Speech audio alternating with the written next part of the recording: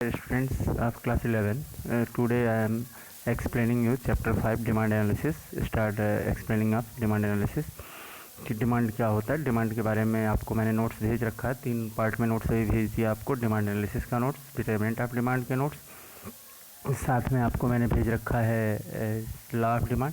ये चीज़ें भेज दी है, उसी को थोड़ा एक्सप्लेन कर देते हैं आज, ताकि आपको समझ में भी आ जाए कि डिमांड क्या होता है। Demand is a very important chapter for class 11th economics और क्लास 12th इकोनॉमिक्स। इकोनॉमिक्स का सबसे इंपॉर्टेंट टॉपिक है डिमांड, तो डिमांड को आपको अच्छे से समझना चाहिए कि डिमांड क्या होता है। इसी तरह मैं यूटिलिटी एनालिसिस और इंडिफरेंस कर्व एनालिसिस को भी समझाने का प्रयास करूँगा, पिछले चैप्टर्स को भी जैसे आज समझाने का प्रयास कर रहा हूँ वैसे ही।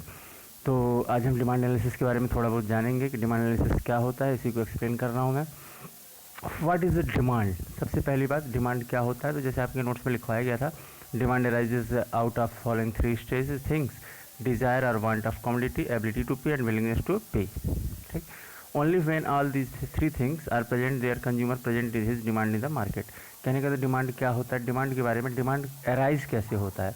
और डिमांड अराइज तब होता है जब एक आदमी कुछ खरीदना चाहता है।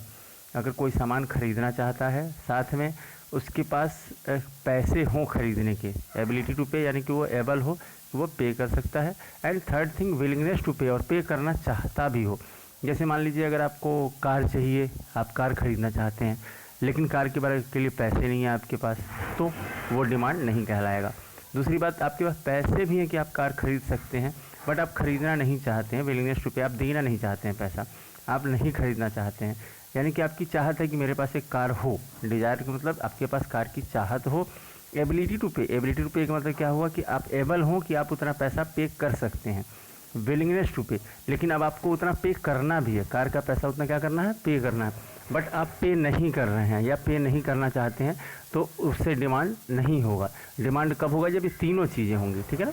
तीनों चीज़ें होने पे ही डिमांड होता है। या जैसे इसकी डिफिनीशन जो नीचे लिखी गई है, आपको डॉटेड ये नीचे लाइन में लिखी गई डिफिनीशन, 3 डिफिनीशन दी गई थी, जिसमें से पहला डिफिनीशन हल्का डिफिनीशन है, उसे आप देख लेंगे, वो अच्छा रहता है।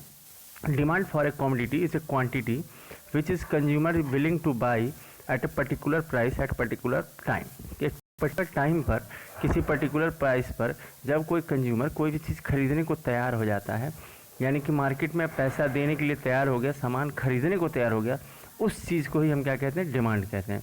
ये नहीं कि मार्केट में हम कुछ चाहिए लेकिन हम उसे खरीदना नहीं चाहते हैं या खरीद नहीं रहे, तो वो डिमांड नहीं हुआ। जब हम खरीदने के लिए पैसे दे दिए या पैसे देने के लिए तैयार हो गए, willingness two by, willing to by, तो हम क्या कहते हैं, उसे डिमांड कहते हैं। इसकी 2 डेफिनेशन और दी गई थी प्रोफेसर बेनहम के द्वारा और हैंसन के द्वारा, जो आपको लिख के मैंने भेजा था उसके बारे में। इसके बाद डिटर्मिनेंट ऑफ डिमांड। अब डिटर्मिनेंट क्या होता है? डिटर्मिनेंट का मतलब होता है कि डिमांड किस किस चीज़ पे डिपेंड करता है, इसे कहता है डिटर्मिनेंट ऑफ डिमांड। तो जैसे consumer demand of A commodity influence by following factors, इसके फॉलोइंग डिटर्मिनेंट्स होते हैं, वो डिटर्मिनेंट आपके पास लिखे गए हैं। कौन कौन से? सबसे पहला डिटर्मिनेंट क्या होता है? Price of the commodity, P, price of the commodity. दूसरा किस पे डिपेंड करता है? कंज्यूमर इनकम, कंज्यूमर की इनकम पर। कहने का मतलब कि आप डिमांड किस पे करते हैं, आप कोई भी चीज़ खरीदने जाते हैं क्या सोच के खरीदते हैं? सबसे पहले आप क्या देखते हैं? तो प्राइस देखते हैं। क्या देखते हैं? प्राइस। प्राइस कैसा है, किस तरह का प्राइस है। अगर प्राइस सही है तो आप खरीदते हैं, प्राइस सही नहीं लगता तो आप नहीं खरीदते हैं। यानी क्लियर सी बात है, प्राइस पर डिमांड डिपेंड करता है। प्राइस देख के ही हम कोई भी काम करते हैं, क्योंकि प्राइस देख के ही हमारी चाहत पूरी हो सकती है कि नहीं हो सकती, ये भी हम देखते हैं, ठीक है ना। और प्राइस पे बहुत डिपेंड करता है। जैसे कहने का मतलब, अगर कोई चीज़ सस्ती है तो हम ज़्यादा खरीदते हैं, अगर कोई चीज़ महंगी है, महंगी हो गई तो हम क्या करते हैं, कम खरीदते हैं। जैसे मार्केट में कोई चीज़ हम खरीदने गए, अगर वो महंगी मिल रही है तो हम कम मात्रा में खरीदते हैं, बट अगर वो सस्ती मिल रही है तो हम उसे ज़्यादा मात्रा में खरीदते हैं। अगर हमें ज़रूरत है तो ज़्यादा मात्रा में खरीदते हैं, और महंगी है तो हम कम मात्रा में ही खरीद के काम चला लेते हैं। दूसरा होता है इनकम। इनकम के बारे में बात करें तो इनकम पे भी वही बातें होती हैं, कंज्यूमर की इनकम कैसी है। अगर इनकम होगी तो वो पे करने को तैयार होगा और पैसे खर्च करेगा। अगर उसकी इनकम कम है तो वो सारी चीज़ें नहीं खरीदेगा, वो अपनी ज़रूरत की चीज़ें खरीदेगा या सोचेगा जो उसके लिए ज़रूरी है वही खरीदेगा। जैसे अंबानी है, अंबानी बहुत बड़ा इनकम है उसके पास, तो वो सब चीज़ खरीद सकता है, सब चीज़ खरीदने की चाहत रखता है। तो कहने का मतलब, जिसकी हाई इनकम होती है वो हाई डिमांड करता है, जिसकी लो इनकम होती है वो लो डिमांड करता है। तो इनकम पे भी डिपेंड करता है डिमांड। उसके बाद price of related commodities. Price of related commodities, इसके बारे में आगे हम पढ़ेंगे। रिलेटेड कमोडिटीज़ क्या होती हैं ये हम आगे भी पढ़ेंगे। टेस्ट ऑफ कंज्यूमर, टेस्ट पे भी डिपेंड करता है कि कंज्यूमर को कैसा लग रहा है प्रोडक्ट। अगर प्रोडक्ट अच्छा लग रहा है तो ज़्यादा डिमांड करता है, प्रोडक्ट अगर अच्छा नहीं लग रहा है, कमोडिटी अच्छी नहीं लगती है तो उसे कम डिमांड करता है। ठीक है ना, कमोडिटी और प्रोडक्ट एक ही बात होती है, इसके बारे में आप पहले भी पढ़ चुके होंगे, नहीं समझ में आया इस चीज़ पे क्लियर करिएगा। उसी को यहाँ 4 वेरिएबल से समझाया गया है। Q is equal function of P Y P R and T, P Y P R and T, factors determining individual demand. कौन कौन से फैक्टर्स इंडिविजुअल डिमांड पर डिटरमाइन करते हैं उसके बारे में दिया गया है। तो वही दिया गया है आपका प्राइस ऑफ प्रोडक्ट, जो आपको अभी मैंने समझाया था कि प्राइस ऑफ प्रोडक्ट पर डिपेंड करता है, इनकम ऑफ कंज्यूमर पर डिपेंड करता है। यहाँ थर्ड टॉपिक था हमारा price of related goods. Price of related goods दो तरह के होते हैं रिलेटेड गुड्स, एक होता है कम्प्लीमेंट्री गुड, दूसरा कौन सा होता है सब्स्टिट्यूट गुड्स। अब कम्प्लीमेंट्री गुड्स कौन से होते हैं, सब्स्टिट्यूट गुड कौन से होते हैं, इसके बारे में जानेंगे। Complementary good are those goods which are jointly used jointly and consumed together like petrol and car. Complementary goods are those goods which are used jointly and consumed together like petrol car. जैसे petrol और car है, तो petrol और car क्या है, complementary good है, क्योंकि अगर हमारे पास कार है तो हमें पेट्रोल चाहिए, बिना कार के हमें पेट्रोल नहीं चाहिए, क्योंकि कार में ही पेट्रोल लगता है, कहीं और हम पेट्रोल को यूज़ नहीं कर सकते हैं। तो यानी कि अगर पेट्रोल की डिमांड तभी होगी जब कार की डिमांड होगी। अगर कार की डिमांड कम हो जाती है तो क्लियर सी बात है पेट्रोल की डिमांड भी क्या हो जाएगी, कम हो जाएगी। उसी को एग्जांपल समझाया गया है। The price of car were to rises, अगर कार की प्राइस बढ़ जाती है तो उससे क्या होगा, लोग कार की डिमांड क्या हो जाएगी, कम हो जाएगी। और अगर कार की डिमांड कम हुई तो पेट्रोल की डिमांड भी ऑलरेडी क्या हो जाएगी, कम हो जाएगी। So that demand for the complementary good petrol would also decreases, petrol की भी डिमांड क्या हो जाती है, कम हो जाती है। इसी तरह हम सब्स्टिट्यूट गुड के बारे में बात करेंगे। सब्स्टिट्यूट गुड्स कौन से होते हैं, substitute goods which are perceived by the consumer alternative to a product are termed as substitute goods. Substitute का मतलब क्या होता है कि एक प्रोडक्ट की जगह पे दूसरा प्रोडक्ट हम यूज़ कर सकें। एग्जाम्पल के रूप में टी एंड कॉफ़ी है, जैसे मान लीजिए चाय और कॉफ़ी है, तो हम चाय भी यूज़ कर सकते हैं, कॉफ़ी भी यूज़ कर सकते हैं। तो यहाँ ये डिपेंड करता है कि अगर चाय की प्राइस बढ़ गई तो क्या होगा, तो चाय की डिमांड कम हो जाएगी और कॉफ़ी की डिमांड क्या हो जाएगी, ज़्यादा हो जाएगी।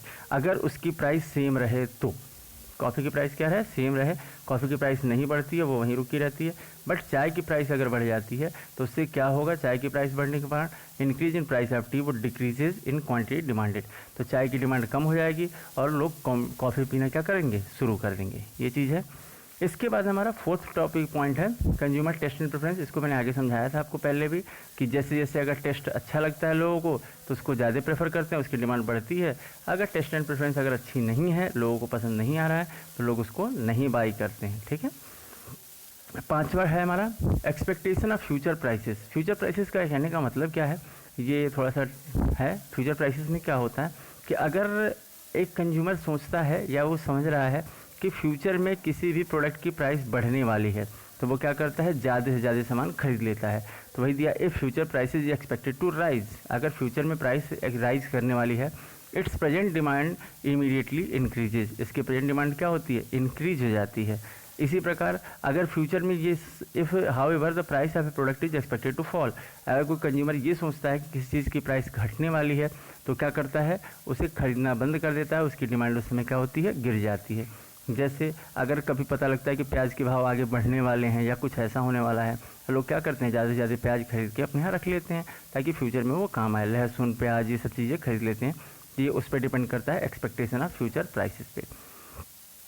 इसमें एक और टॉपिक आता है इन्फीरियर गुड्स। अब इन्फीरियर गुड्स क्या होते हैं, अभी मैंने आपको बताया था कि इनकम के बढ़ने पे, जब इनकम हमारी बढ़ती है तो गुड्स की डिमांड क्या होती है, बढ़ती है। इनकम के बढ़ने पे गुड्स की डिमांड बढ़ती है। बट देखा कि कुछ ऐसे गुड्स होते हैं जिन पे ये चीज़ें काम नहीं करती हैं। जैसे एन इन्फीरियर गुड, उन गुड्स को हम क्या कहते हैं, inferior goods. N inferior good is a good that decreases demand when consumer income rises. अगर कंज्यूमर की इनकम राइज करती है तो उसकी डिमांड क्या होती है, डिक्रीज होती है। कहने का मतलब उसकी जगह पे लोग सुपीरियर प्रोडक्ट यूज़ करते हैं। जैसे मान लीजिए किसी की इनकम अगर बढ़ती है तो पहले मान लीजिए आप अपने को ही ले लीजिए कि आप कौन सा प्रोडक्ट यूज़ करते थे, सिंपल प्रोडक्ट यूज़ करते थे। लेकिन अगर आपकी इनकम बढ़ गई, अगर आपकी इनकम बढ़ गई तो आप क्या करेंगे, आप हायर प्रोडक्ट यूज़ करेंगे। जैसे मान लीजिए ब्रांडेड शर्ट खरीदना, ब्रांडेड पैंट खरीदना, आप ब्रांड खरीदना शुरू कर देंगे। सिंपल मार्केट से ना खरीद के ब्रांड से खरीदना शुरू कर देते हैं। या ब्रांडेड कार रखना, जैसे मान लीजिए बहुत ज़्यादा पैसा हुआ तो आप क्या करेंगे, छोटी कार ना लेके आप महंगी कार लेंगे। तो ये सब चीज़ें क्या होती हैं, इन्फीरियर गुड्स कहलाती हैं। इसे हम लॉ ऑफ डिमांड के एक्सेप्शन में भी पढ़ेंगे। तो ये हमारे कुछ टॉपिक्स थे जिसको क्लियर किया मैंने। और आगे फिर आपके पास वीडियो लेके आता रहूँगा।